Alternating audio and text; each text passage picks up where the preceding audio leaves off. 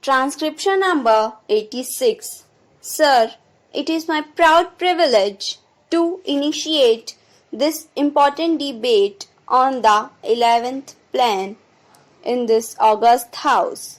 Although I have been in charge of the Ministry of Planning only for a few days, I have had the opportunity, along with my colleagues in the cabinet, of considering the plan in its various aspects, and I shall try to present before you the salient features of the plan in the perspective of government's general overall economic objectives. Let me say at the outside that the 11th plan, covering the years 2007, 2008 to 2012-2013, has been formulated in the light of the development experience of the past 3 decades and the perspective we need to keep for the next 10 to 15 years. The country's performance in the past has yielded very valuable lessons, and we must adapt our strategy of development in the light of this experience.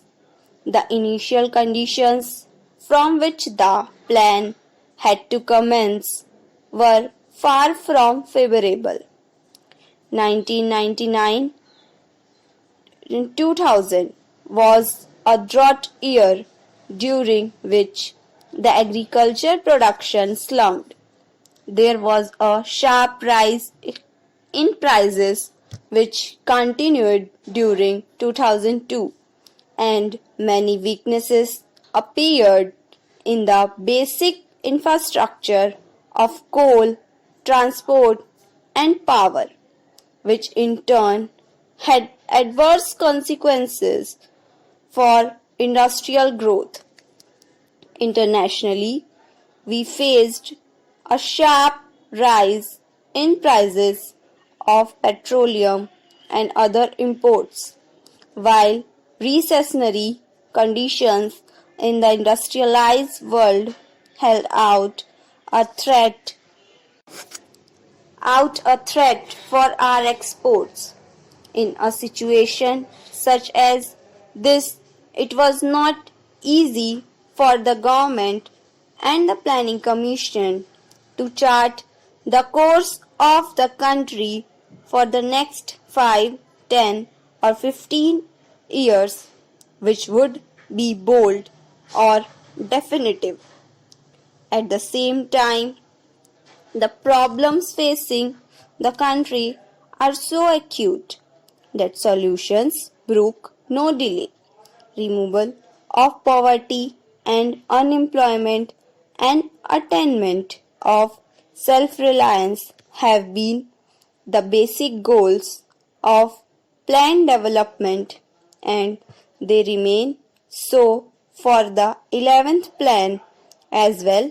In order to move forward towards these objectives, it is essential, although not sufficient, to achieve a high rate of growth of national income.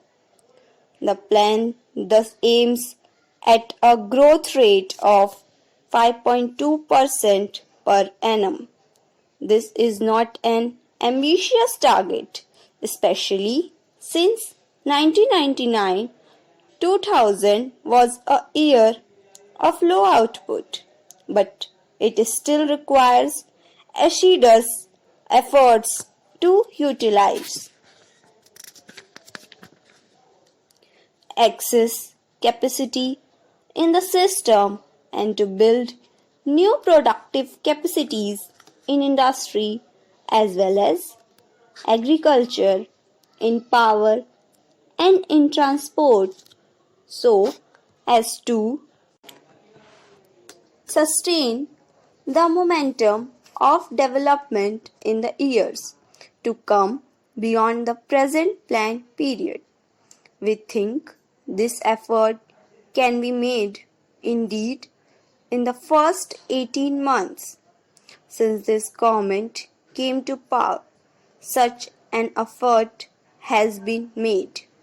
As a result, the growth rate last year was 7% and is likely to be 4.5% this year. Thus, the average for the plan may come to 6%. In order to achieve the target growth rate of 5.2%, both agriculture and industry will have to perform better than in the past. In terms of gross value added, the plan envisages an average growth rate of about 4% for agriculture and about 7% for mining and manufacturing. The realization of these targets will require a substantial step up in investment as well as a considerable improvement in capacities which have already been created, particularly in such critical sectors as irrigation, power, coal, petroleum, fertilizers, cement, and railways. The 11th plan lays balanced emphasis on these aspects. The country is currently self-sufficient in food grains. However, there are still gaps in such important areas as pulses and vegetable oil seeds. Agriculture being still the foundation of our economy. The 11th plan contains a number of programs designed to further strengthen the modernizing impulses in agriculture, covering both food and cash crops. As a part of the overall strategy, the area under irrigation is sought to be increased by nearly 15 million hectares over the plan period. The consumption of chemical fertilizers is expected to go up from 5 million tons of nutrients in 1999 to 2002, 9 million tons in 2004 and 2005. The institutional credit for agriculture and rural development will be more than doubled over the planned period. The newly planned National Bank for Agriculture and Rural Development will act as a powerful agent for overcoming the weaknesses of the credit delivery systems, particularly in meeting the credit needs of small and marginal farmers and rural artisans. Apart from crop husbandry, considerable stress has been laid on the development of subsidiary occupations like animal husbandry, horticulture, fisheries, social and farm forestry. The Dairy Development Program alone is expected to benefit about 15 million families. It is declared policy of the government to provide remunerative prices for farm produce and to strengthen the infrastructure for marketing so that farmers have an adequate incentive to produce more. Thank you.